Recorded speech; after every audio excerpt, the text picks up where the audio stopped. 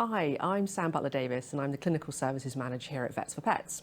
Today joining me on the sofa is Dan Tipney, who is one of the founders of VetLed. Morning, Dan. Morning. Nice to see you. Thank you. Now, Dan, I believe your background is originally from aviation area. Can you give me a little bit more information about what brought you to form VetLed in the first place? Yeah, so as you said, my background originally from aviation and also from sport as well. So had a real interest in human performance as an athlete, as a sports coach, but then ultimately as my role as a pilot, and working in an industry that has I guess a in-depth background in human factors, a particular understanding about not just what happens when things don't go as expected, but why. Very much as a result of black box recorders, accident investigations. So when things don't go as expected, why is that happening? And I think in the late 70s and the early 80s, there was a lot of work with NASA and different universities and different airlines around the world. And I think to their surprise at the time, they found that the vast majority, in fact, about 80% of accidents in aviation are primarily attributed to non-technical factors, around this subject of human factors. So what we mean is that in the vast majority of these events, the aircraft are working well enough, the people involved know what they're doing, but it's things like communication, teamwork, leadership, the impact of our emotional state on our ability to think and make decisions. It's cognitive limitations around memory and attention. It's our physiological factors around fatigue, rest, hydration, nutrition, all this stuff that's got nothing to do with technical skills or anything technical, but everything to do with the outcome.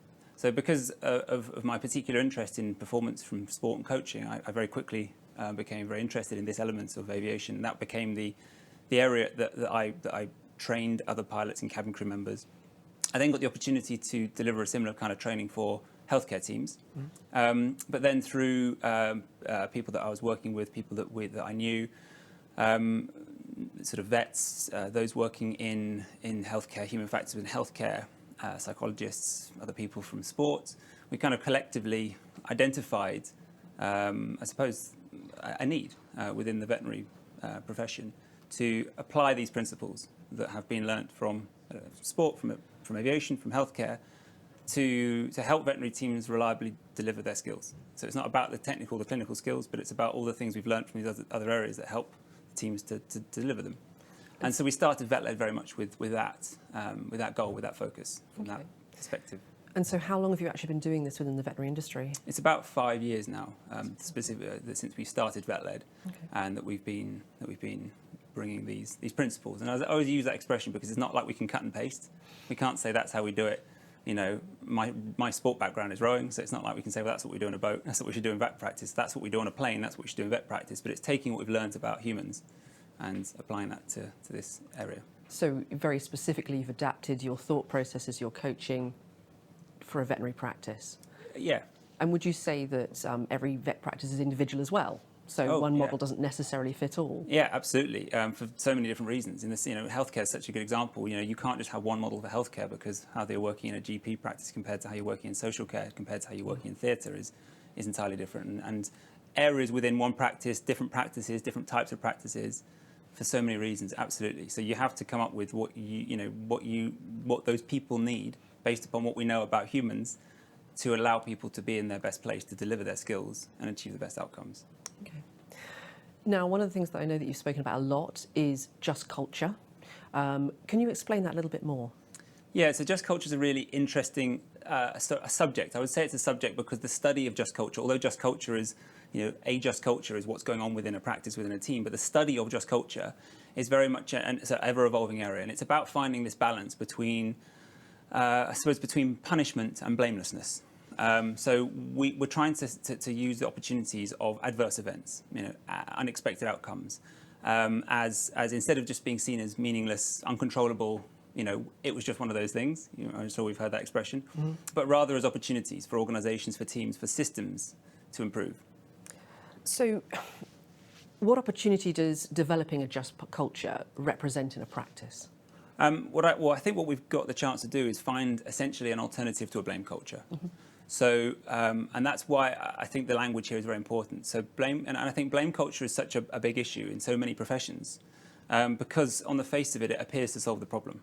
It appears to on the surface, identify who was responsible for something, and by punishing them, by dealing with that individual, those individuals, you appear to solve the problem. But and I think this is where the opportunity from aviation and to an extent other safety critical professions. So, if we start looking at things like the rail industry, military, police, the fire service, they've really started to find that alternatives to this culture is so important, because fear associated with making mistakes as a result of a blame culture not only affects people's well-being, but also affects their ability to perform, their cognitive function. But it also massively affects their willingness to be open about events that we could learn from.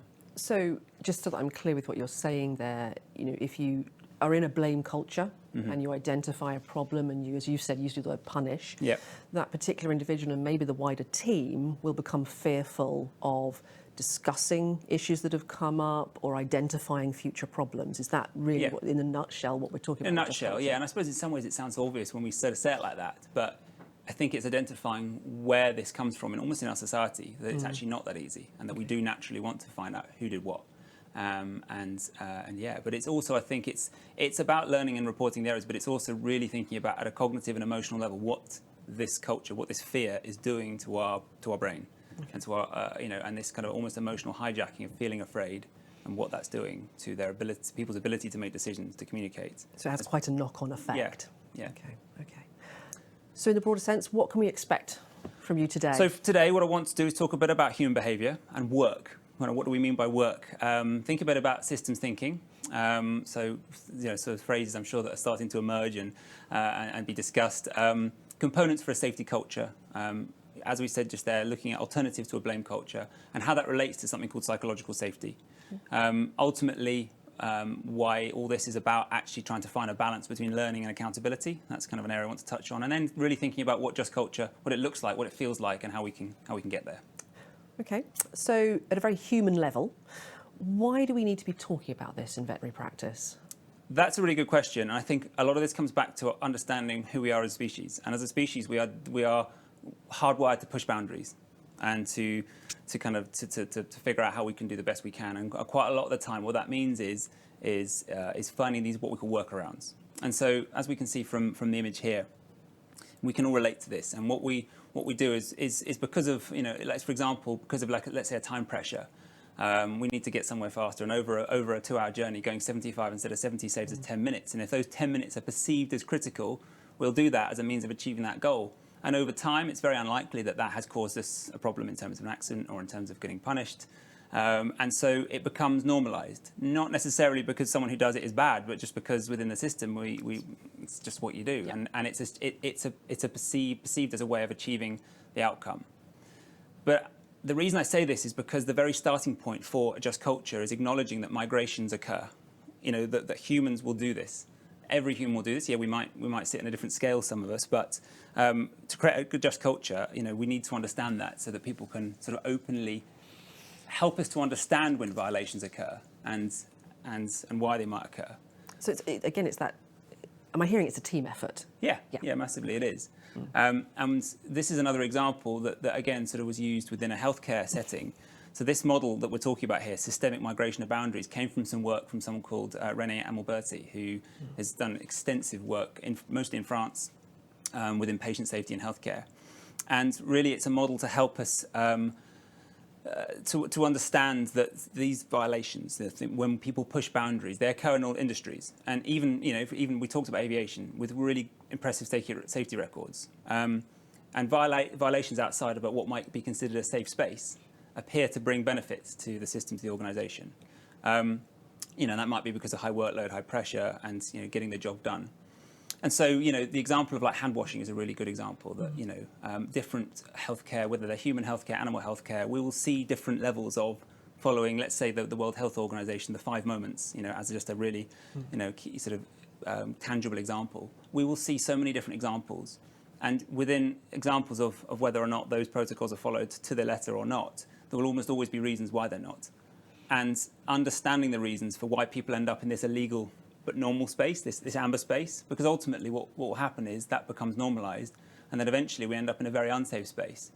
But if we don't have the curiosity to understand how people end up in this this illegal but normal space, this is like the real world of work. And if we don't have an ability to understand and explore that, and it's simply they're dealt with punishment, then we aren't in the position to actually improve the system. So that I think is a really big factor. So hopefully it's something that I think we can all relate to looking at this.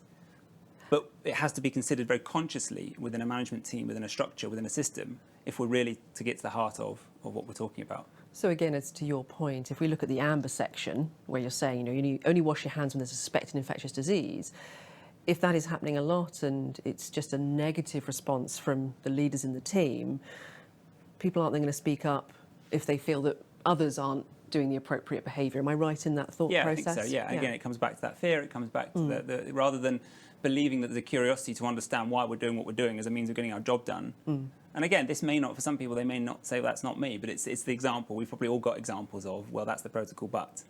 So the reason why are you not why doing is it? it? Yeah, why are we not doing happened? it? And what role does the system have to play, rather than those people are just lazy, those people are just out to break rules. And I think, ultimately there is a line that sort of line in the sand, which we'll talk about later. But very rarely are people crossing that line. And most of the time they're trying to get their job done. And we have to figure out what the systemic issues are around why they're having to do those things. And there has to be a trust in that. And so a lot of this comes back to an understanding of our behaviour and how we are inclined. Talking of managers in practice, can you tell us more about the challenges that managers might face within the development or compliance of the rules and protocols in practice? Yeah, I think one of the biggest challenges for anyone in a management role is that usually someone in a management role is therefore not in a frontline role. It's quite rare that someone in a management role is even if they spend some time, let's say in a clinical role, like a day a week or a day a month in a clinical frontline role, they're still not immersed in that in the same way. And very, very often managers aren't doing that at all. So what we've kind of got here is some work from someone called Stephen Shorrock, who's one of the leading figures within the sort of human factors space and within different safety critical professions, and came up with a really interesting model a few years ago. And what this really describes is that, again, something I think we can probably all relate to, that someone particularly someone in a role which is removed slightly from that front line, even someone who was once in a full-time frontline role, even if it was quite recently, if they're not doing it every day in that moment, they will never have an exact knowledge of what's going on. So there's always going to be a difference between what we call work as imagined, which is what that person or that group think is happening, or they think people are doing. Then work as prescribed, which is what they then say, right, okay, based upon that, this is the protocol, this is what we expect you to do. And then there'll be a gap between what people then say they do and what is actually done. And there's always going to be those gaps. And I think the starting point is acknowledging that those gaps will always exist. And these 4 areas will never perfectly line up. But the more conscious people within those management roles can be of the fact that we have these 4 areas, and that we have to go to quite some lengths, actually, usually to try and align them as much as possible, so that ultimately work as imagined can help us to prescribe work in a way which is likely to be aligned with what people really need and what they really do. And I think understanding migration of boundaries, understanding the pressures they're faced with, understanding why they might be inclined to behave in certain ways, what's really going on is a really big factor here. A really kind of simple example of this is kind of like we've seen all these kind of things before. You design a system, and then people will do what they'll do for all the reasons. And you can put signs up, and you can threaten with fines and things. But if you're not actually able to understand why people are doing what they do, then you're going to struggle. So this is a really interesting example from Ohio University. And what they did is when they designed the pathways around the campus, one of the campuses at Ohio University, they looked at historical pictures of where people walked. Even more interestingly, they took an aerial shot when it was snowing to see where people really were going, and they designed the pathways based upon those routes. Now, it's not perfect. You can see there are still some people having picnics on the grass, but I think what they are doing is trying to create a system where it's easy to get it right. Yes. And although we're not necessarily talking always about right and wrong, you make it easy for people to do the thing you want them to do, and you then have much less of a problem in terms of what we might consider to be kind of violations. And I think that's just a really interesting starting point, and quite, I suppose, a slightly lighter example of maybe what we're talking about. So yeah, I do find that quite interesting. It's brilliant. Yeah. It's a workflow element as well, like you're saying. Yeah. Where do people go during the day in a practice, for example? Yeah. What do people really do? What do they really need? And try and align those 4 varieties of work. And then we kind of look at different, going back to the hand washing example. I remember this was a story from when I was doing some work in healthcare, and a story from a surgeon who was talking about the hand washing protocol. So this isn't so much scrubbing, and this is more the sort of, in amongst the day as well as scrubbing and throughout the whole day. And he basically said, if I was to follow the protocol that we're assigned, I would spend over an hour and a half of my day washing my hands. And it's not that I don't understand the evidence base behind it, but it's impossible. It would be impossible for me to get through the procedure list if I do that. And so based upon the evidence that I've gone and looked at, I believe that by spending half that time, I can still achieve 95%, or I can't remember the exact numbers, but basically said I have to develop a workaround if I'm going to get my job done. So it's not necessarily to say what he's doing is right, and it's about being curious about saying, well, why are you doing what you're doing? And rather than just saying, you must do it this way, and that's that. It's complex, and so I found that quite an interesting example, that it takes quite a lot of work to actually understand, the rationale, and engaging and allowing people to feel that they can trust the environment to be open and kind of say, look, I'll be honest, this is what I really do, and this can is we why. figure this out? Yeah. Yes, but he also proved that he had looked at the evidence as well. Yes. So that is interesting. Yeah.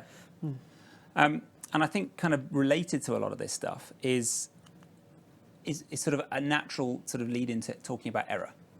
So what we've talked about up till now are kind of violations. So it's not necessarily people making mistakes, but this is when people knowingly don't follow a rule because, because they can't, because of time pressures, because of workers imagined versus workers done.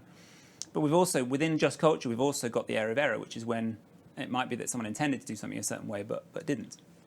And I'm sure by now you and other people have had a chance to look at this, but I just found this. So Dr. Trevor Kletz has done some interesting work. Actually, chemical engineering is his background, but talks about safety, being fairly safety critical in lots of ways in that area. And I just love this phrase because it is, if you think about it, it's not that it's wrong, right? Yes, falls do occur because of gravity. But if we get stuck on that, we're sort of missing the point slightly. And the thing is, we can look at loads of examples, clinical outcomes. A really well-known one is the sort of Elaine Bromley event in healthcare, where very sadly Elaine passed away when they were unable to intubate her successfully. Now we could just focus on why were they unable to intubate her clinically. But actually, what we're missing is what happened for those people in that moment, cognitively, emotionally, as a team, as a culture. By focusing on the airway, we're focusing on gravity, and we're not actually focusing on all the other things. And that's, I think, a really, if you're using that as an example. It's so multifactorial, isn't it? Absolutely. So what is the concept of systems thinking, and how does that relate to just culture? So yeah, I think systems thinking is, I suppose in a nutshell with systems thinking, it's thinking about all the components that add up to achieve an outcome. A really good analogy for me with this is thinking of a sports team. So, and if we think about an adverse event within a sports team, so for a football team, an adverse event might be considered a goal being scored. And in that moment, we could say, well, it's the goalie's fault. The goalkeeper's the one that let the goal in, right? And actually, I think most people know that it's not that simple. Even though in that moment, if it seemed to be a really easy save and they didn't do it. But I think very rarely our goalkeepers appear to be blamed for those moments. It's a function of so many other things, and it's not just in that moment the defenders, the midfielders, and everyone else. It's everything that led up to that moment, all the training, all the coaches, all the culture that's within that team, the physio team, the finance. It's everything, and the system is made up of all those different components that led up to that one moment. And systems thinking is about moving away from that individual in that moment and stepping back to kind of say, well, what else? And I think in a sports example, it can be quite easy to do that. But sometimes I think in a healthcare example, it's not. And this is a really interesting example from healthcare. So some of you might have heard about it, but Dr. Hadiza Bawagaba was very sadly convicted of manslaughter by gross negligence in 2015 for the death of a child named Jack Adcock, who died from sepsis. And yes, in essence, she made a mistake in terms of the diagnosis. And that is what led to her conviction.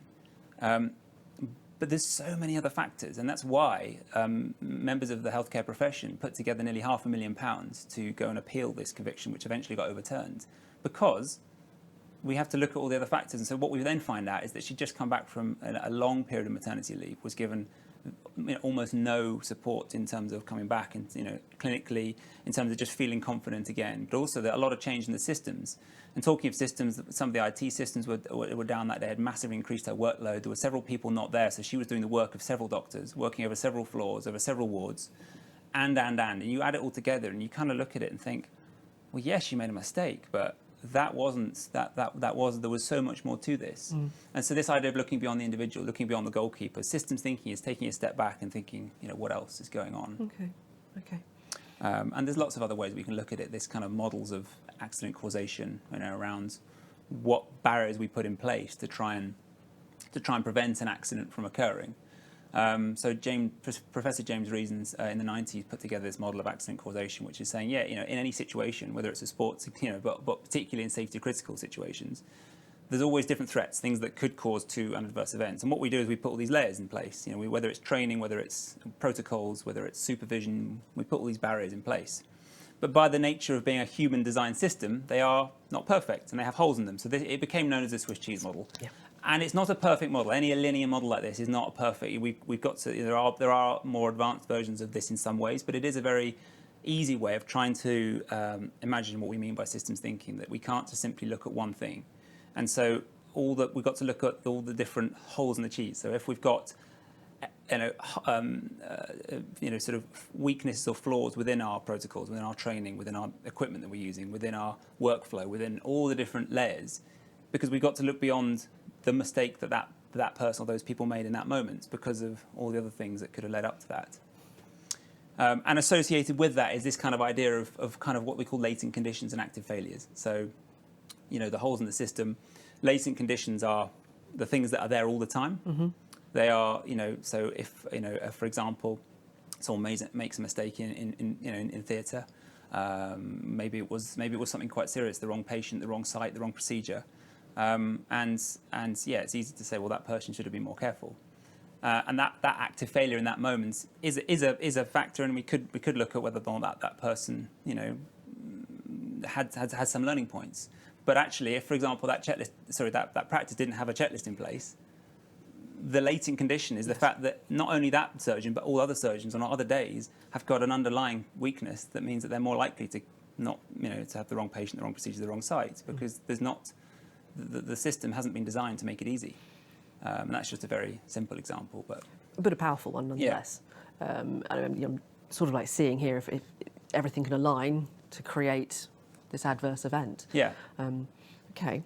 It's kind of when those holes line up. And so trying to visualize what holes we might have in the system, mm-hmm. rather than just simply saying, well, what mistake did that person make, and how do we need to tell them to be more careful, or we need to tell them to not forget, rather than saying, actually, what responsibility can the system take to make it easy to get it right? Because I suppose, if take that patient safety checklist, for example, if that isn't created after an adverse event, and all you've done is blame one individual, you're not really improving the system. The whole is still there. Precisely, exactly, yeah. And it's harder sometimes to identify these latent conditions, because you have to dig a bit harder. You have to do more work to find them. It's easier just to go, well, that person, and harder to say, well, why? And what were the systemic issues? Okay. But much more valuable, because you're much more likely to improve safety for other people, other patients on other days. You're securing the future, aren't you? Yes. I think we've probably started to answer this a little bit, but how do you see that just culture relates to the wider safety culture within a veterinary practice? Yeah, absolutely. And there's a kind of little diagram which we'll look at in a minute, but essentially safety culture more broadly consists of different things. So one, I think, to have a safety culture, we have to be informed. So people who are making decisions, this comes a little bit back to what we talked about, workers imagined versus workers done. The people who are developing procedures, protocols, making decisions have to be informed. They have to know what's really going on the front line, and that is impossible to know it fully unless you're on that front line every day, but doing as much as we can to gather that information, so that we have to know what's really going on. We have to be flexible, so that the organisation generally, but particularly the people making decisions, are kind of able to move away from this kind of what is traditionally quite a hierarchical structure, and actually take guidance from all members of the team, welcome ideas, welcome input from everybody else. And everyone has a voice. Yes, and exactly. It's almost like this pool. There's a really good analogy, which is like called like a pool of information. You must imagine it. You must imagine everyone in your team standing around it, and the more information you get, the more the more people contribute, the more information you get. But what is it that's preventing people from turning their tap on and adding to that pool? So having a flexible culture means that you're kind of helping to flatten that structure and encourage that. You need to have a learning culture where we see change as an opportunity rather than a threat. And you have to have a reporting culture where people are willing to be open about when they did something that wasn't consistent with a protocol because they had to, or they made a mistake, or whatever it might be.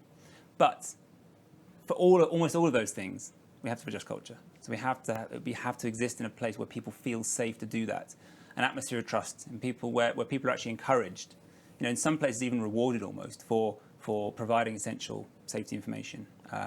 But ultimately, there has to be a line between things that are intentional, things that will intentionally cause harm and maybe sort of reckless behaviour, and everything else. And a just culture is one that seeks that. So there's a kind of diagram really that sort of shows that we're talking about this informed, this flexible, this learning, this reporting, but ultimately we have to have that just culture really to allow a lot of those other things.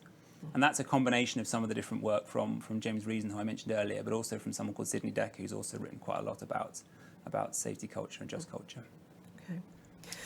And so why is psychological safety so significant when it comes to patient safety and team performance? Yeah. And how does this all relate to just culture? Yeah, so psychological safety is...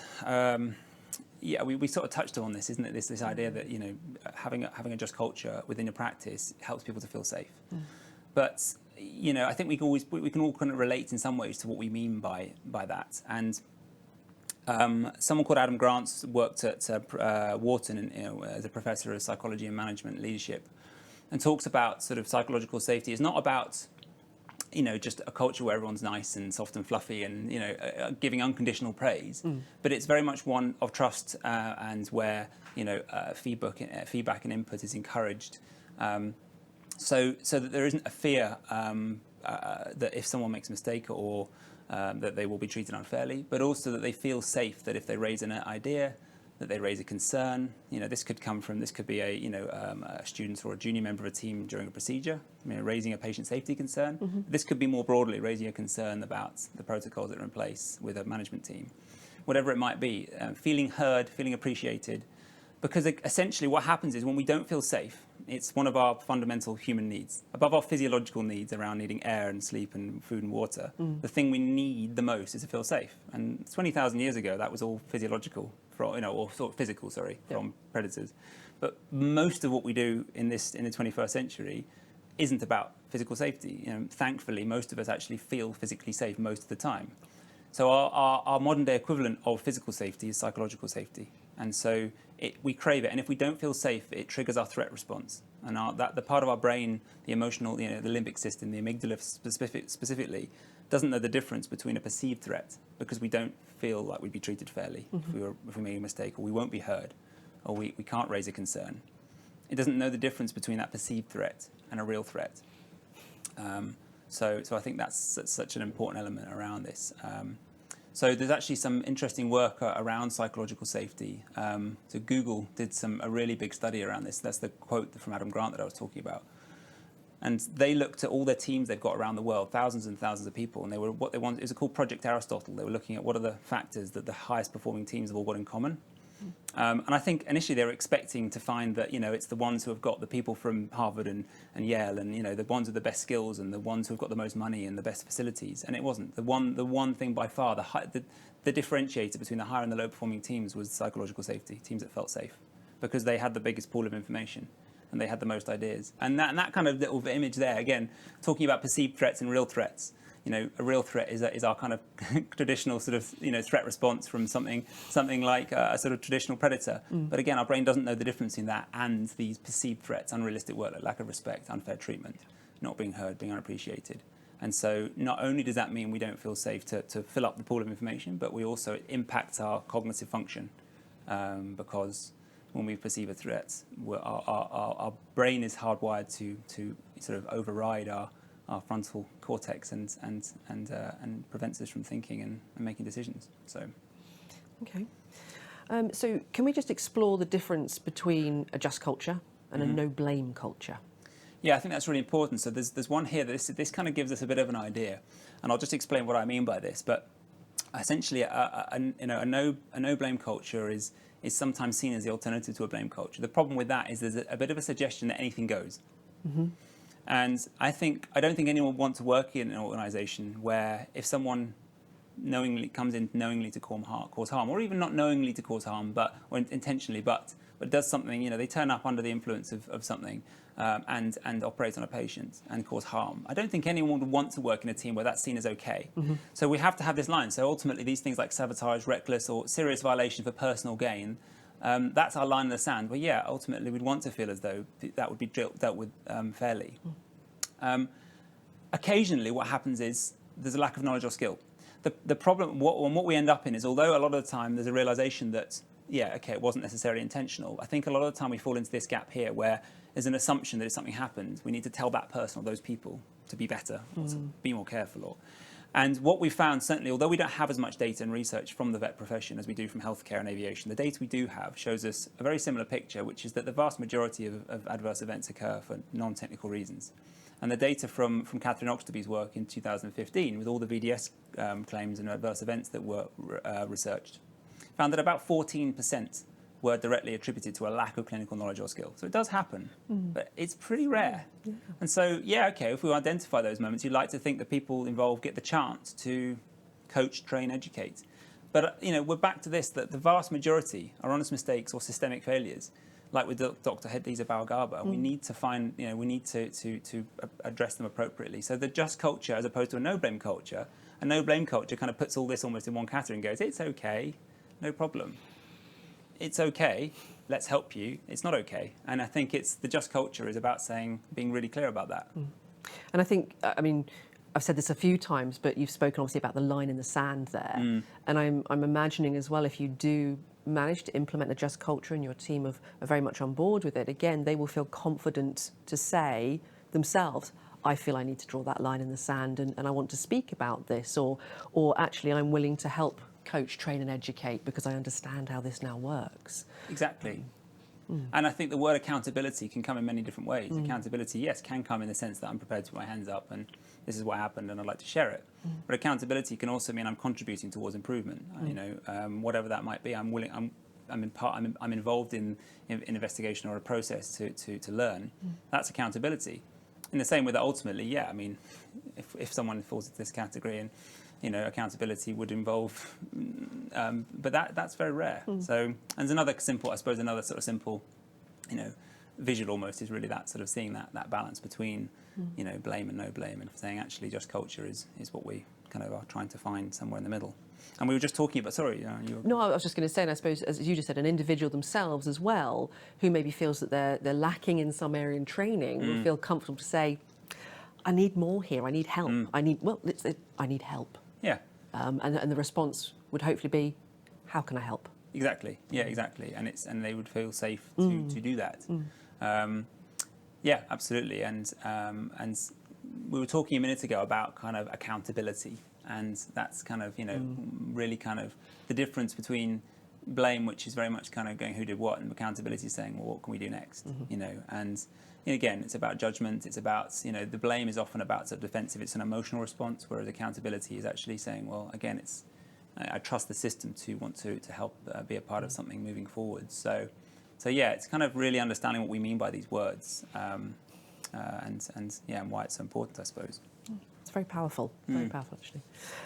So you mentioned earlier about a restorative aspect to just culture. Can you elaborate a bit more on that? Yeah, so a restorative just culture is a sort of theme within the work that's been done.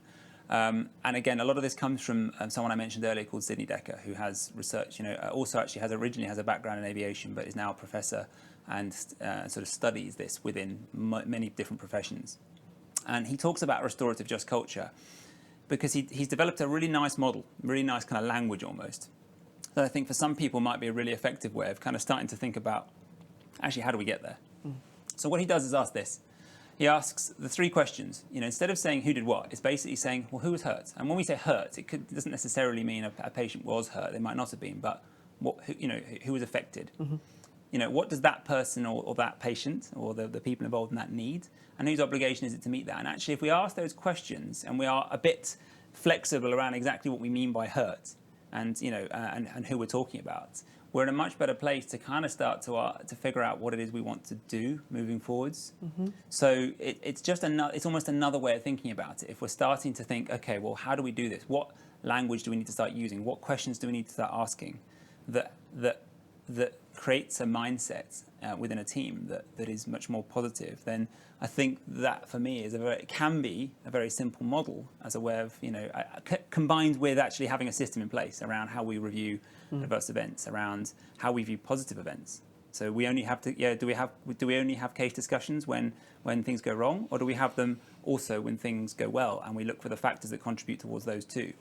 But when things don't go as expected, how are we asking the questions? And I think that's a really nice example of how we can look at this restorative side of it.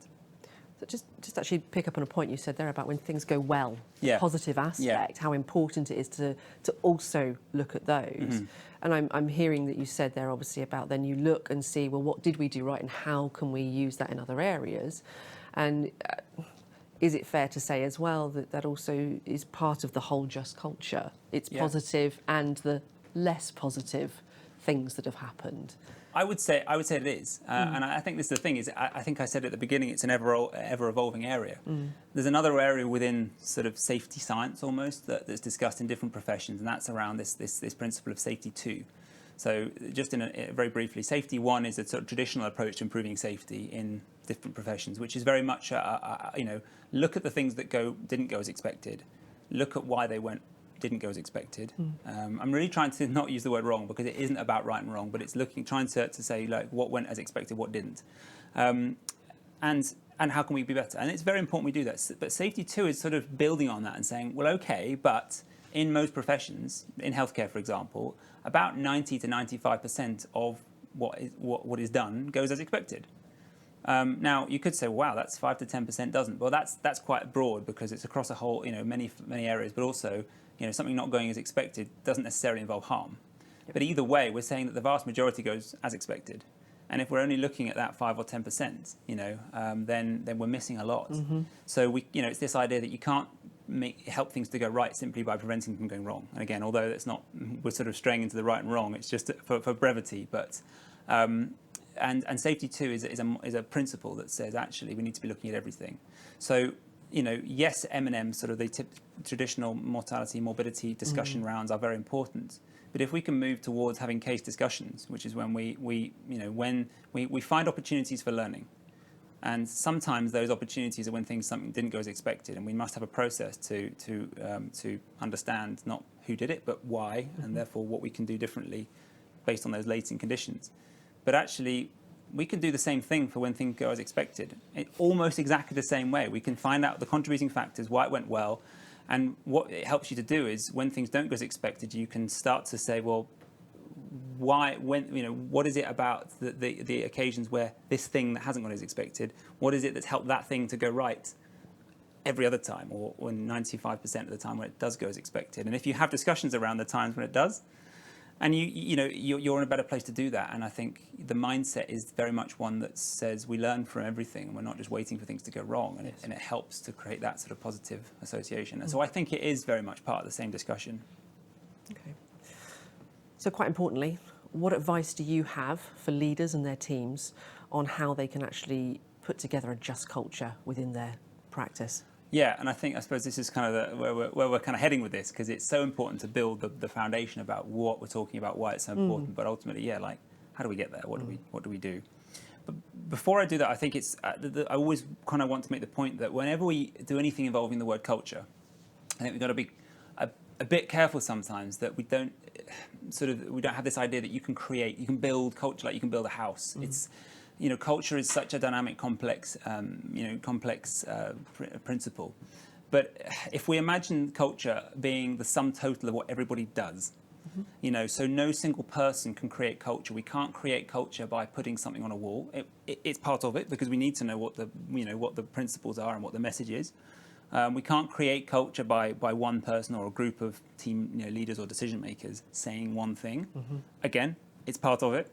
Ultimately, the culture is the sum total of what everybody does. And the thing that influences human behavior the most is the behavior of others. And so if we are piecing that all together and we want a culture where people feel safe to be open about things that go well, but things that don't go as expected, and we want them to be prepared to raise concerns, and we want them, everyone's contributing towards all of that all the time. And by seeing people doing those things, by knowing that other people are reporting, combined with then how leaders, decision makers, managers respond to receiving those reports or when things don't go as expected, combined with the policies, the procedures that are in place, the stuff that's on the wall, then we're sort of getting an idea of what culture really is. So in terms of the things that we can actually do, I think we've got to communicate. So we've got to start off by actually having. That's why we kind of so much of this is about what it is and why it's important, because we've got to help have that knowledge base around what this is. So you've got to communicate that to teams, and you've got to be clear about what the commitment is. Yes. In terms of sort of a pledge, and that's got to be worded. It's got to come from the words of that team or that group. And so communicate just culture formally, policies, visuals, but informally, discussions between leaders, managers, and decision makers and their teams about what this really is, why it's important. But I would always, in that conversation, if I was the one having that, I would say, it's really important that I say this. It's really important that you hear this from in this way. But I also know that you as a team are only going to feel and really believe that this is our culture from what you see. So I don't, you don't want the message to feel as though I've told you now, and therefore that's our culture. Actually, some humility around accepting that I know that that what you see and what you experience is going to determine, whether or not you feel that this is part of our culture, and I know that. But I just, it's really important that I start by explaining this and believing the integrity behind that as a starting point, but knowing that I don't expect that to be the solution itself. And I think sometimes having the humility to say that, I think, is really important. To say that I know that your experience of this is going to be what determines whether you feel as though this is the culture that you exist in. So and that's day one. And it's everything that comes after that first day that builds and creates, like you said, that just culture. Absolutely, yeah. And so then you've got to think about the processes. What are the processes involved? And show people what they are before, so they know what. But then when they happen, so whether that's the process around how you review an adverse event, if you're going to have a case discussion, then what is that process? And having something, a structure that involves sort of a 4-step process along the lines of a check-in. Because we can't move away from the fact that second victim, if someone is involved in an unexpected outcome, the people involved can suffer, and it can be really, really hard. And we've got to have that safe space to see how everyone is. And part of that process must involve the opportunity, at least, to have that chance. Can I just double check on my fact or clarify something for me? Yeah. Just explain second victim there. Yeah. So second victim is the sort of the name or the term that's been given to the people who suffer, as a result of harm to. So it's quite particular to healthcare in some ways. So in human or animal healthcare, if a mistake or an unintended outcome involving the actions of a vet or a doctor or a nurse leads to harm or even nearly leads to harm, the fear, the guilt, the emotional impact that has on them.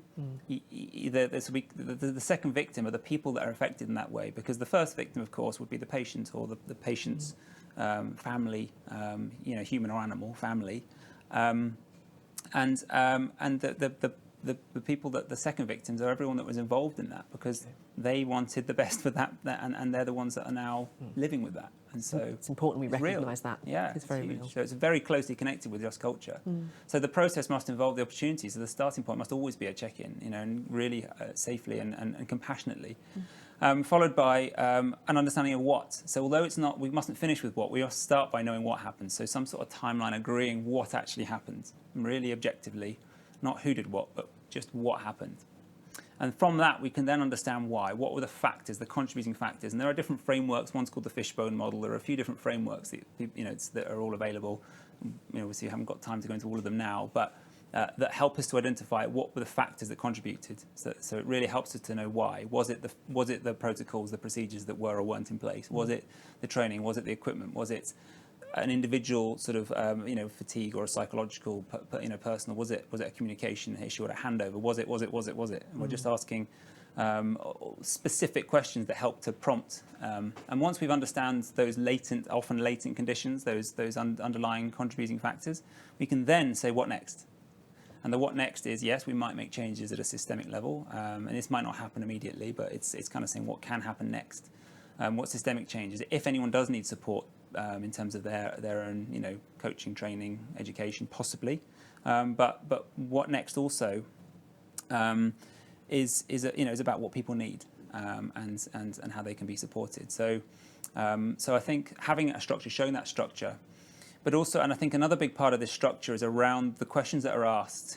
If ever, I think people having a reassurance that there is a process in place that helps to objectively understand whether or not ever almost the integrity of anyone's actions is ever in doubt.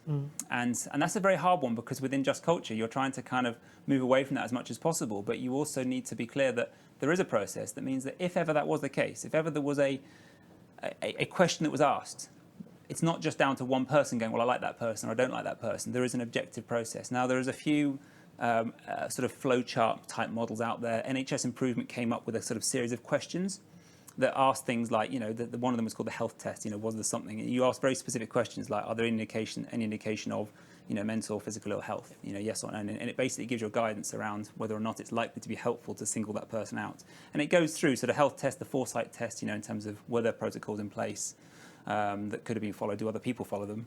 And then the substitute test, which is basically saying, would someone else in their position with their experience have done the same thing? Yes. And again, different ways of asking that question to be as objective as possible. Finally, kind of mitigating circumstances, like, was there anything else?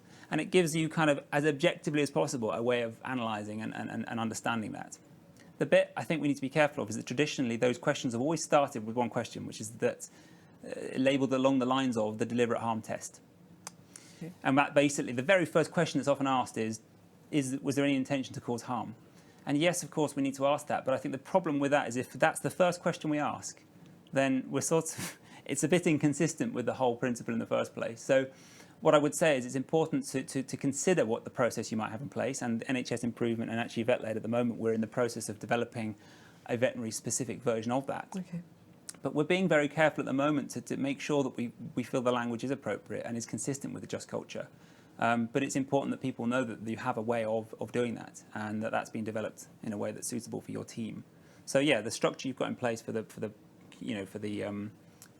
way in which you discuss events, and how if you ever have to determine if there's any question over anyone's actions, what do you do to ascertain that fairly? And then you've got to consistently demonstrate it. You've got to do it every time. You've got to show compassion. You've got to give feedback when people do report things, and you've got to show evidence of change. And it's only through all those different things happening that then, that people will feel safe, will feel that they're a part of something, and will therefore do things that are consistent, because the culture is the sum total of what everyone does. So I know that kind of sounds maybe overly simple, but it does start with communicating it, and it does start with being clear about your process, and it does involve doing it and knowing that it's not going to happen overnight. And you made the point earlier, it's not putting a poster up and saying, we do this. You have to do it, live it, breathe it, and like you say, demonstrate the changes and explore all your options. Yep. Okay. Yeah, absolutely. So, there's no, I suppose, easy answer to that, but anything culture related doesn't have an overnight solution. No. But it's got to start with those things, really. Yeah. Okay. So I guess in summary, what did we just talk about? That's a good question. I feel like we've been through a lot. I think we started by talking about human behaviour. Migration of boundaries. The outer. We took it out of context and talked about driving and how we push back as a means of getting stuff done. We are inclined as a species to push boundaries. And understanding that we're inclined to do that is integral to understanding when violations or why violations occur, so that we have that curiosity. So then we talked about kind of varieties of work: work as imagined, work as prescribed, work as disclosed, work as done, and for team leaders and decision makers to really try and understand those differences, so that we're not just simply looking at violations as people doing bad things, but with a curious lens through understanding of who we are as a human. We then talked about systems thinking, I think. All the different factors, the goalkeeper analogy and the situation with Dr. Hadiza Balgaba and why that's so important. So not just look at the individual, all the components of safety culture about being flexible, informed, but really how just culture enables us to learn and report and have that kind of ultimately have that safe culture. And we kind of positioned just culture as an alternative to a blame culture, whilst not calling it a no-blame culture, and why that relates to psychological safety. And ultimately, maybe what that looks like, what that feels like. And that's why I think this idea of psychological safety is so important. Do people feel safe? And that journey and what's maybe involved in getting there. So I think that's what we talked about. So, I have to say, obviously, we've had lots of conversations over the previous years, and I've always been very fascinated by what you do. I think, and I said today, I think it's very powerful. You've reignited my curiosity in this again, even though it's always an undercurrent. So I can just say, thank you so much for coming to speak to us today. I hope that everybody found Dan's session helpful, and I'm sure we'll be hearing a bit more from you in the future. I hope so. No, thanks, Sam, and thanks very much for having me. Thank you.